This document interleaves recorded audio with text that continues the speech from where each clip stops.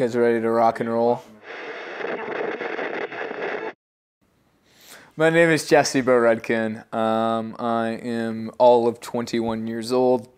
I'm a student at Liberty University. I'm a junior, and I really like to sell vintage clothes on campus and throughout the community. And it's a really fun way to make money, and it's a really good practice for just the business world. I also like to drink out of mugs with nothing in it. Would you look at there? There's something in it. My name is Graham Pruitt. I'm an Enneagram 9/8, and I'm currently working with Vagabonds Vintage to achieve many, many goals, and I'm quite happy. I created the Vagabonds Vintage. It is a coalition of college students to bring vintage clothes on campus to promote fashion in a sustainable way, but also to create an inclusive culture that promotes individuality and creativity on campus. Yeah, so I'm Bo's roommate, and by default, he would come back and say, "Dude, it was awesome. I was out there, and like, people stopped by." And I was like, "Oh, cool. That's awesome. Good for you. Yeah." And so then I went out with him a couple of times when he was on the blanket, and I was just like, "Hey, maybe you shouldn't say that you're doing this," or "Hey, do this more often," or "You're really great at this, and you should do that." And so I kind of just went out there with him and gave him some advice that I saw. And from that, we have grown to me being COO, and I'm really not COO. It's just a fancy title to say I look and see what's working and I see what's not working. We think that a great outlet for expressing individuality and creativity is through fashion, is through clothes. And there's a great fashion community on campus, and we just want to see that be done in a sustainable way that's going to sustain the environment during our lifetimes, for our children's lifetimes. How clothing is being made right now is really concerning. Not only is it environmentally unethical, I mean, you take an example for one cotton t-shirt, it takes 650 gallons of water to dye that cotton t-shirt. And once that cotton t-shirt's produced, you can't use that water for anything because it has pigments and dyes all over this t-shirt. So, I mean, it's just dumped right back into the ocean. Which, I don't know, I don't need a PhD to figure out that's pretty bad for the environment. We want to be able to ethically promote an ethical way of business on campus, and we think that's through vintage clothing, because you're not buying things new, and the more people buy things that are used, the less they're going to buy things that are new, you see. And Vagabonds Vintage is promoting all of those things. We call it Vagabonds Vintage for multiple different reasons, yeah. The Vagabonds Vintage thrift store provides pre-loved goods to college students in an attempt to spread sustainability awareness and also get less sweatshop workers in the world. So what is your specific role in the company? Yeah, absolutely. Thank you so much for reeling me back to that. We're having a good time here. My position in Vagabonds Vintage, I created it, and it really took off in the spring. Now, being apart from creator, I'm the director and also creative director. I think God has gifted me with the ability to be aware of some things and completely obtuse to other things. So in the aware aspects, I will see how customers respond, I will see what is selling, I will see what price ranges, stuff like that. And then randomly I will give creative ideas to Bo. So a couple days ago, it was quite early in the morning, like 2 a.m., and I said, "Bo, we should do this." And he goes, "Graham, tomorrow." Growing up in the community that I grew up in, San Antonio, Texas, thrifting was always kind of a trendy thing from what I can remember. I mean, I first started hearing about it, honestly, when I was 12, 13 years old. 21, so for reference, 2012, 2013. And I really looked up to my sister's friends, and they were all so cool and hipster and hippie or whatever. And they told me all about it, and they would take me with them, and I was kind of just like raised in that culture, yeah. But going to search for colleges after high school, I visited Belmont University in Nashville. And I went on 12th Street, one of the happening spots in Nashville, right? And I go down there, And I see all these students from Belmont selling clothes, selling like just this really high end, just good quality vintage clothes. And I just picked their brains about it. I'm 17 years old at this time. And kind of from there, I was just like, man, that's awesome. I want to do that. That's so cool. So yeah, I then did my gap year after high school. I came to Liberty, and I saw that the market was there. I saw that there were online stores. I saw that people dressed very similar to that. I mean, being a part of that hipster Christian culture, whatever. And I saw that the market was really fertile for that. So I honestly just wanted to kind of do it for fun and just check it out. So around this time last year, I literally just got this blanket. I got around 30 items and I put them out. I put it on Instagram, said, hey, I'm going to be selling some cool vintage clothes. Stop by, check it out. And I just would sell out. And I would do this maybe like twice, 3 times a week because I just thought it was really fun. I'm like, it's a good way to make money. It's a great way to meet people. It's a great way to build myself up and network and socially develop myself even further.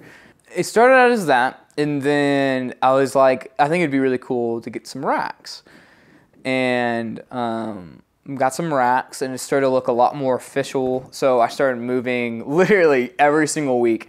I would start moving closer and closer to main campus. I started out from like back around the circle, and I moved to Commons, and I would move into that weird limbo spot at the Vine Center and in between Commons and Library.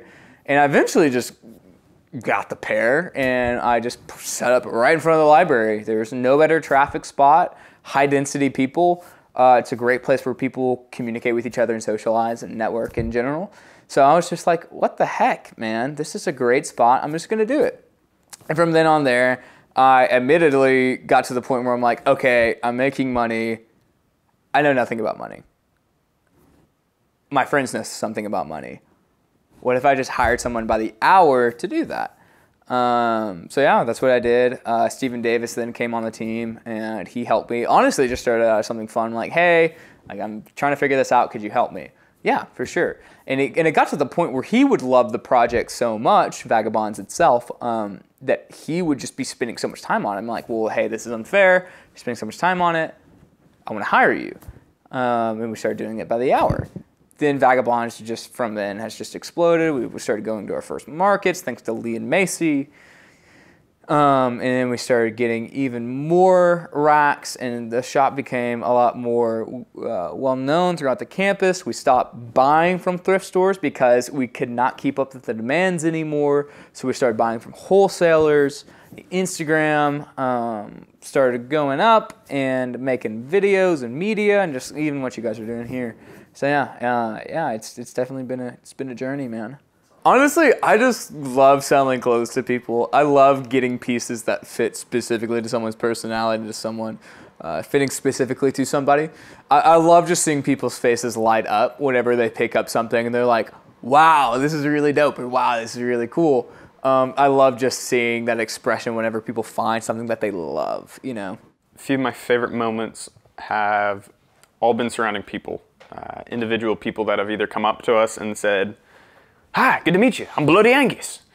Or someone else saying, look, I'm wearing 3 of your items right now, I love you guys. Or someone else coming up and just being like, you guys are awesome, like I love just coming over here and being friends with you guys. Those type of relationship building things make it worth it. Praise God, I mean, we've been a part of fostering this community of individuality and creativity, and also entrepreneurship. And we're doing that through clothes. Really cool old clothes. We probably have around 20 regulars that come to our shops most every time, if not every time. Almost every market, you know, and everything that we do outside of those 2 venues. And genuinely, people meet at our shops. I'm not even kidding, man. People become friends at Vagabonds Vintage storefronts. And people are also able to network and create new businesses. Since we started posting up at the library, there's got to be at least 10 small little businesses that pop up there every once in a while. I mean, before us, I didn't see anyone at the library posting up on these little shops. However, there was one time whenever we were out there, we got out there super early, did our thing, and 5 other shops posted up. So there were 6 pop-up shops in that square around the library at the same time. And I thought that was really cool. We are impacted by the people we meet at our shops as well. And that's something really, really cool.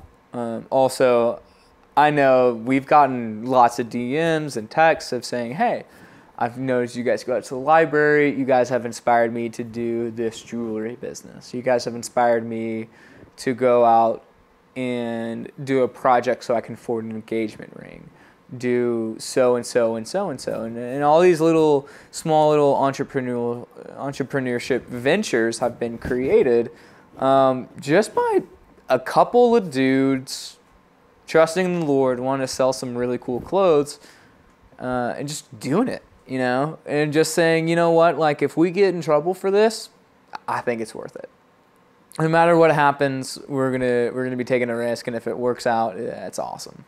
So my specific role in the future vision of this company will be e-commerce. Bo is planning on doing a van. Bo is planning on going to other colleges, which is awesome. My specific role in that will be building a website, getting analytics for what type of people want our stuff, where the pricing should be, and then the actual shipping of that out. I think immediately on the horizon, we want to build more of a presence on Liberty. We want to get better items. We want to have more consistency. We want to partner with local businesses. But really, ultimately, what we want to see is we want to take this to other campuses. We have plans to go to Appalachian State. We have plans to go to North Carolina, Asheville, NCU Asheville. We have plans to go to Belmont. We have plans to do these Vagabonds Vintage pop-up shops everywhere. And truly like a vagabond, we're going to go in, we're going to set up, and we're going to leave. I would say the biggest challenge was to keep up with demands. I would say the biggest challenge was to move from the thrift shops to finding trustworthy resellers and wholesalers. That was a big trial and error. I mean, we got screwed over a couple of times, and finding people that you can trust in that is really big. And also figuring how to do this like to where it's cost effective. I mean, because wholesaling, I mean, it's not cheap. It's cheaper than Goodwill, but it's not cheap. And you can get screwed pretty quickly if you're not smart about it.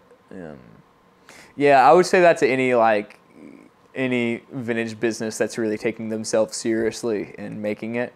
There comes a time where you can't source in thrift shops and the bins, or you really have to go to people to do that for you. And connection building and networking in that world is super tough because it's really competitive. A motivational call. My call would be to encourage those with creative minds to actually do something with it. God's given your good ideas for a reason. Act on it. If you have the idea, you have somewhat of the means to do it, you're confident and you're praying, the only thing that's holding you back is taking that first step. The only thing that's holding you back in your entrepreneurship venture, what you're passionate about, to bring it to fruition is you. I mean, why can't you go out and do that? Why can't you go out and start a vintage clothing company? Or why can't you go make clay earrings? Why can't you bring a coffee shop, student run on LU? Like, why can't we do that? You got to fight for it. You got to want it. But the only thing that's really going to be holding you back is you. And also, like, let's just take care of our earth. Can we do that? I mean, we only got one of them. I mean, it was pretty important to where God said you have dominion over it and be the steward of it. I mean, that's pretty big. But yeah, that's my call to action. But I mean, I got to give my final remarks too. I mean, none of this would be possible without Chester. He has been here since the beginning. He's been here since the beginning, and he has gotten us through some really tough times. Haven't you, my guy? Yeah, he's really been here for emotional support. Without Chester the chicken, none of this would be possible. We wouldn't be able to get good tips on how to trick young college students into giving us their money, none of this would be possible. And that's all I have to say about that. Boom mic. Hey, little guy.